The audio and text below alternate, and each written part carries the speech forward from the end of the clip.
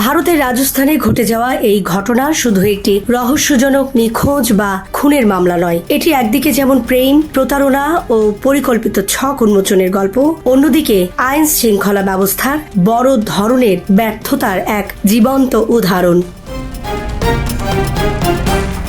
ঘটনার সূচনা 2015 সালে রাজস্থানের দৌসা জেলার কাছে অবস্থিত মেহেন্দিপুর বালাজি মন্দির এলাকা, যা মূলত অশুভ শক্তি থেকে মুক্তির বিশ্বাসে পরিচিত। সেখানেই বাস করতেন সোনু সাইনি।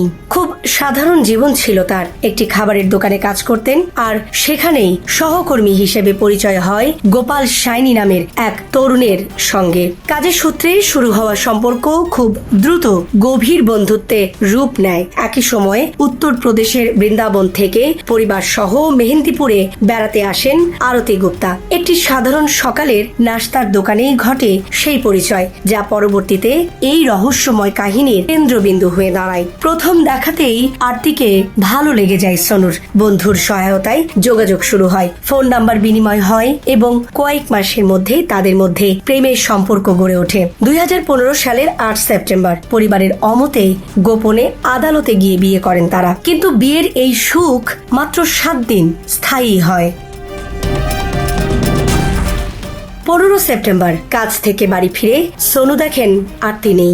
ঘর ফাঁকা, ফোন বন্ধ, আশেপাশে কেউ কিছু জানে না। প্রথমে তিনি ভেবেছিলেন হয়তো সাময়িক রাগ করে কোথাও গেছেন, কিন্তু ঘন্টা পেরিয়ে দিন, দিন পেরিয়ে সপ্তাহ, আরতি আর ফেরেন না। ভয়ের কারণে প্রথমে পুলিশে যাননি সোনু, কিন্তু 25 সেপ্টেম্বর আরতির বাবা সুরাজ প্রকাশ গুপ্তা থানায় নিখোঁজ ডায়েরি করেন এবং সরাসরি অভিযোগ তোলেন তার মেয়ের নিখোঁজ হওয়ার পেছনে সোনু ও তার বন্ধু গোপাল জড়িত। এরপর আসে প্রথম বড় মোড়। অক্টোবরের শুরুতে বৃন্দাবনে একটি অজ্ঞাত নারীর পচা গলা মরদেহ উদ্ধার হয়। মর্গে গিয়ে সেই মরদেহকে নিজের মেয়ে হিসাবে শনাক্ত করেন আরতির বাবা। এই একটি সিদ্ধান্তই পুরো মামলাকে নিখোঁজ থেকে সরাসরি খুনের মামলাতে পরিণত করে। পুলিশ আর দেরি করেনি, সোনু ও গোপালকে গ্রেফতার করা হয়। শুরু হয় নির্মম জিজ্ঞাসাবাদ। তাদের বক্তব্য উপেক্ষা করে চাপ সৃষ্টি করা হয় এবং শেষ পর্যন্ত শারীরিক ও মানসিক নির্যাতনের মুখে তারা খুনের স্বীকারোক্তি দিতে বাধ্য হয়। আদালতে চার্জশিট জমা পড়ে এবং দুজনকেই জেলে পাঠানো হয়। কিন্তু এখানেই শেষ নয়, এটাই ছিল আসল ট্র্যাজেডির শুরু। 2016 সালে জামিনে মুক্তি পেলেও সমাজ তাদের আর গ্রহণ করেনি। গ্রামে তারা খুনি হিসাবে পরিচিত হয়। পরিবার ভেঙে পড়ে, আত্মীয় স্বজন দূরে সরে যায়, এমনকি পরিবারের অন্য সদস্যদেরও বিয়েও আটকে যায়, কারণ কেউ খুনির বাড়িতে মেয়ে দিতে রাজি ছিল না। এই সময়ে বারবার থানায় গিয়ে তারা বলেছে তারা নির্দোষ, কিন্তু পুলিশ কোনো গুরুত্ব দেয়নি। এই অবহেলা থেকেই জন্ম নেয় এক অসম্ভব সিদ্ধান্ত, নিজেদের নির্দোষ প্রমাণ করতে হলে নিজেরাই তদন্ত করবে। শুরু হয় 6 বছরের এক অবিশ্বাস্য অনুসন্ধান। কোনো প্রশিক্ষণ নেই, কোনো সরকারি ক্ষমতা নেই, শুধু দৃঢ় বিশ্বাস আর জেদ নিয়ে তারা খুঁজতে থাকে আরতিকে।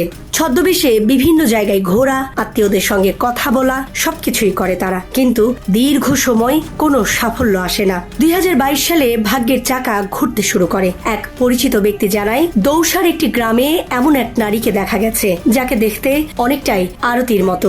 এই তথ্যকে আঁকড়ে ধরে ছদ্মবেশে সেখানে পৌঁছান সোনু ও গোপাল। প্রথমে উট ব্যবসায়ী, পরে সবজি বিক্রেতা সেজে তারা গ্রামে ঘোরাফেরা শুরু করে। কয়েকদিন পর হঠাৎই সামনে এসে দাঁড়ায় এক নারী। সে আর কেউ নয়, জীবিত আরতি, যাকে খুন করার অভিযোগে 7 বছর জীবন নষ্ট হয়েছে। সে বেঁচে আছে নতুন স্বামী ও সংসার নিয়ে। কিন্তু শুধু দেখা যথেষ্ট নয়, প্রমাণ দরকার। পুলিশ তখনও তাদের বিশ্বাস করবে না, আদালতও নয়। তাই তারা তৈরি করে এক বুদ্ধিদীপ্ত পরিকল্পনা। এক বন্ধুকে সরকারি কর্মকর্তা সাজিয়ে পাঠানো হয় আরতির বাড়িতে। শৌচাগার নির্মাণের সরকারি অনুদানের কথা বলে পরিবারের কাছ থেকে সংগ্রহ করা হয় আইডি প্রুফের কপি। সেই নথি হয়ে ওঠে সবচেয়ে বড় প্রমাণ। এই প্রমাণ নিয়ে পুলিশে গেলে অবশেষে নড়ে চড়ে বসে প্রশাসন। তদন্তে নিশ্চিত হওয়া যায় আরতি জীবিত। তাকে গ্রেফতার করা হয়।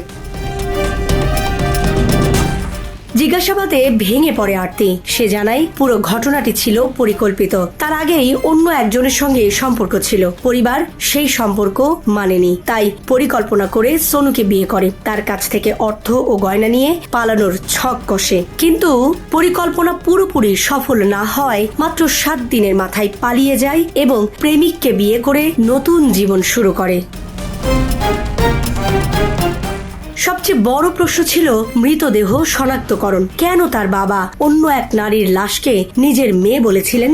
এই রহস্যের পূর্ণ উত্তর আজও অজানা, কারণ পরে তিনি পলাতক হয়ে যান। শেষ পর্যন্ত আদালত সোনু ও গোপালকে সম্পূর্ণ নির্দোষ ঘোষণা করে। পুলিশের গাফিলতি ও ত্রুটিপূর্ণ তদন্তের জন্য কঠোর মন্তব্য করা হয়, কিন্তু আইনি মুক্তি পেলেও হারানো 7 বছর আর কি ফিরে আসে?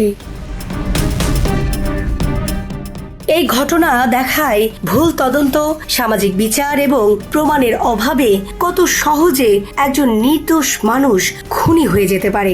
আর একই সঙ্গে এটি প্রমাণ করে কখনো কখনো সত্যকে প্রতিষ্ঠা করতে হলে সাধারণ মানুষকেও অসাধারণ লড়াই লড়তে হয়।